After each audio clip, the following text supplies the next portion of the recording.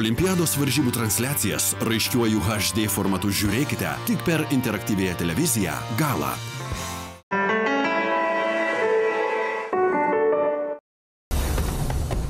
Projektą pristato Vici skonių jūra.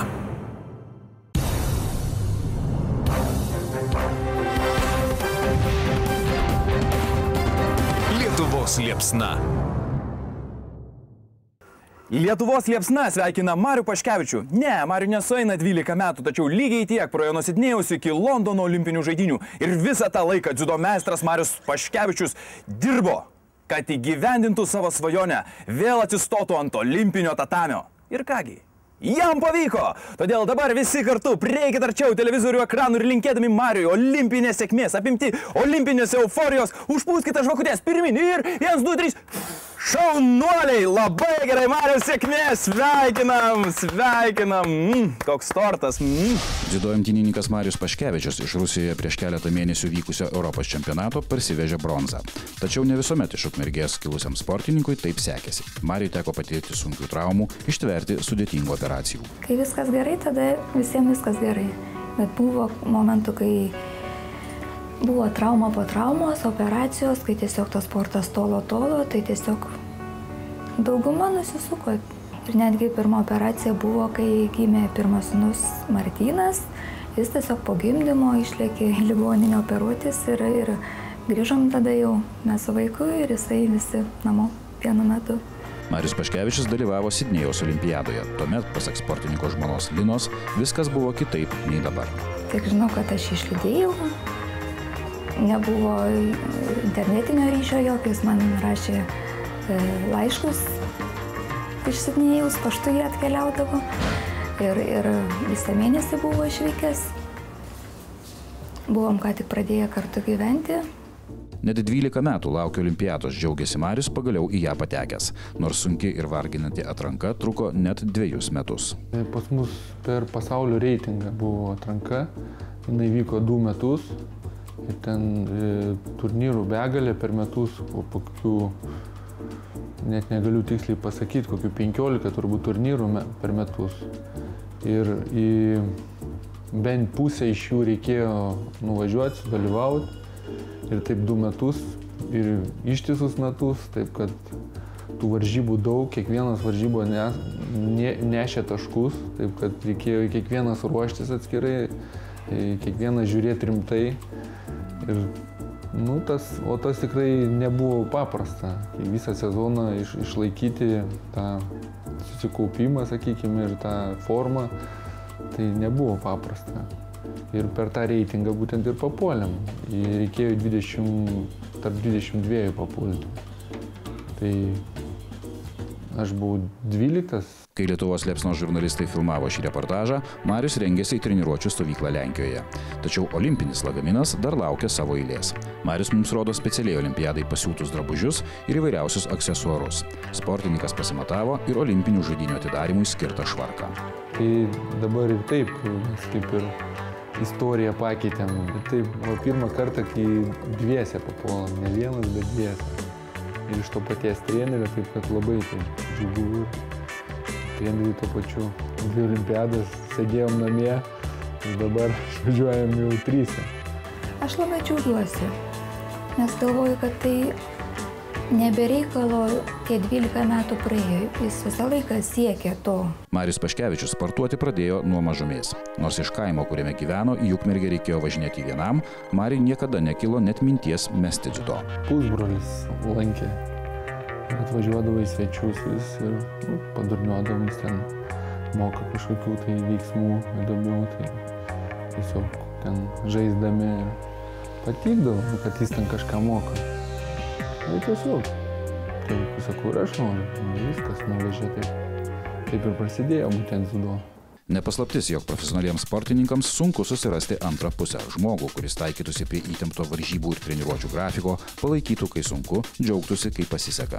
Su būsima žmona Lina Marius susipažino dar mokykloje. Nuo tada poros keliai nebesiskyrė. Mes su Lina labai nuo mokyklos laikų draugavom. Nežinau, 10 metų, paskui Kaune čia gyvenom gal kokius 5 ar labai daug. Taip, kad nuo mokyklos laikų mes kaip ir susipažinę ir visaip ir per atstumą bendravom ir paskui atvažiavo į Kauną, gyvenom kartu ir ta šeima natūralus, toksai kaip ir natūraliai atėjo. Mes tiesiog buvom abu 15-16 metų, jis buvo sportuojantis. Tiesiog tuo metu buvo meilė ir mes negalvojom, kaip bus toliau, kad jis ir toliau sportuos. Aš būsiu namuose, lauksiu, tiesiog nebuvo minčių, viskas savaime rutuliojosi.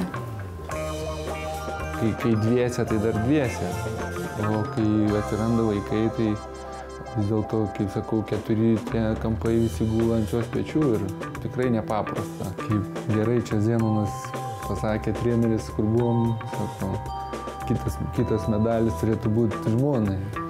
Aš manau, kad tai jau yra toks kaip gyvenimo būdas, nes visas šventes, visus darbus reikia derinti prie vyro varžybų, prie stovyklo grafiko. Nesugalvosi, bet kada kažkokios išvykos ar dar kažko. Didžiausias mano laimėjimas 2 sūnūs, sako Marius. Visą laisvą laiką sportininkas stengiasi skirti šeimai. Taip net pats galvoju, kad jeigu paklaustų, kokie didžiausi pasiekimai, tai parodyčiau savo 2 sūnus.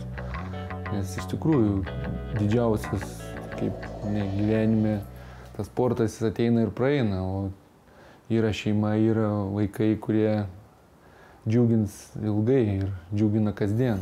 Aš jaučiu, kad šeimas vertina labai, stengiasi dėl jos labai ir kad supranta, kad kai išvyksta vis tiek vaikai niekur nedingsta ir jisai skambina, klausia, kaip tiesiog ir išvykęs dalyvauja jų ugdyme, auklėjime.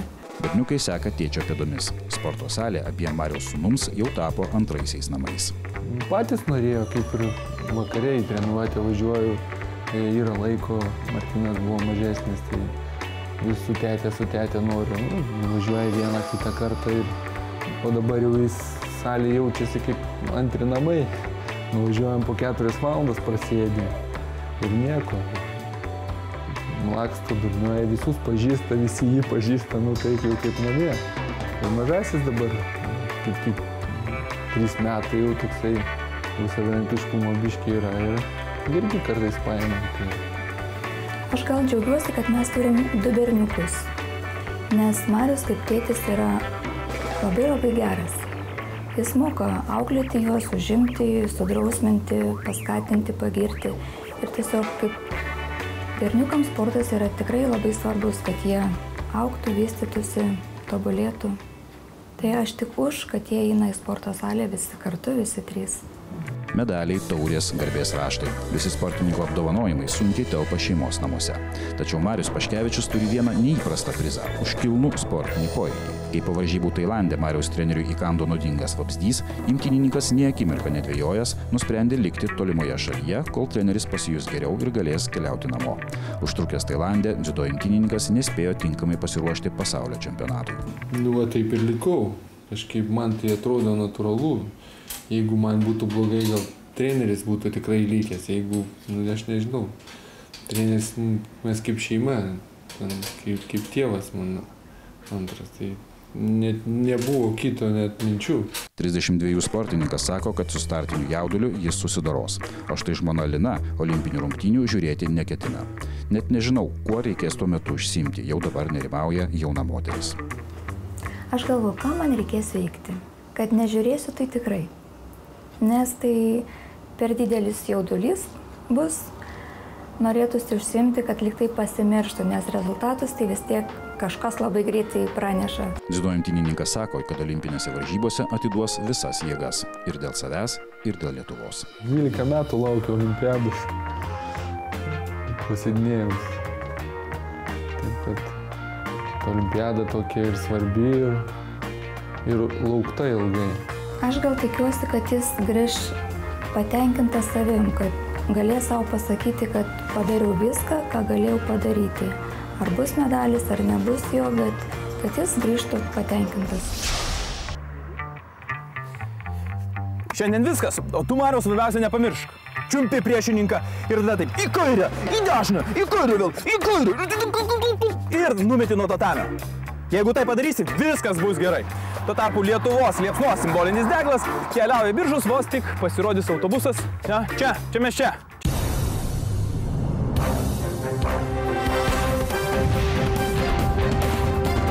Lietuvos liepsna. Projektą pristato Viči skonių jūra.